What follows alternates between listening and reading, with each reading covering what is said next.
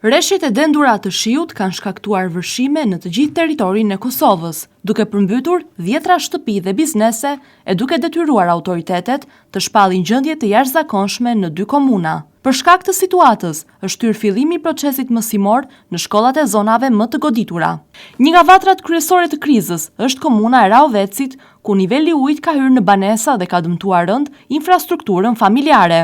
Shërbimet e zjarfiksve dhe ekipet e mbrojtjes civile kanë ndërhyrë në disa zona për evakuime dhe largimin e ujit, ndërsa qeveria pritet të vlerësoj sot shtrirjen e dëmeve dhe nevojën për fonde emergjente. Situata mbetet kritike në disa komuna të Rafshit të Dukajgjinit dhe të Ana Moravës, me paralajmërime se rreshjet mund të vazhdojnë edhe në orët e ardhshme.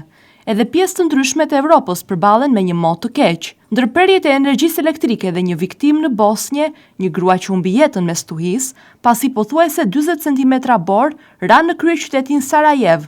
Gruaja në fjalë dha shpirt në spital pasi u godit nga një pemë që u rrëzua nën peshën e borës. Rreshjet e dendura të borës paralizuan një pjesë të lëvizjes në Holand. Aeroporti në Amsterdam raportoi anullimin e rreth 600 fluturimeve, ndërsa ekipet kanë punuar pa rreshtur për të pastruar pistat dhe për të shkrirë akullin nga avionët që prisnin të niseshin. Më shumë borë parashikoi për pjesën tjetër të javës. Bilancin më të rënd të viktimave e shënon sa kaq Franca, me 5 të vdekur.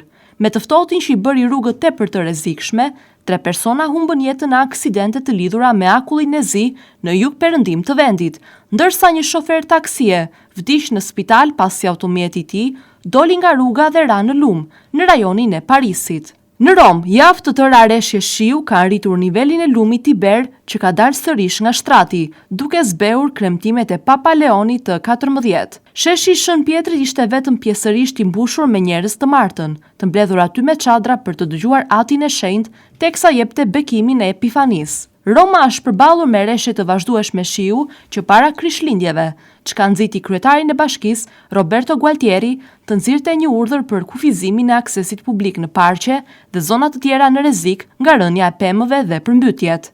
Temperaturat kanë rënë ndjeshëm edhe në Mbretërinë e Bashkuar. Në zonat veriore të saj, termometri ka shënuar -12.5 gradë Celsius, ndërsa bora ndërpreu udhëtimet hekurudhore, rrugore dhe ajrore dhe mbylli qindra shkolla. Shiu dhe bora kanë vazhduar po ashtu të mbjellin kaos në Ballkan.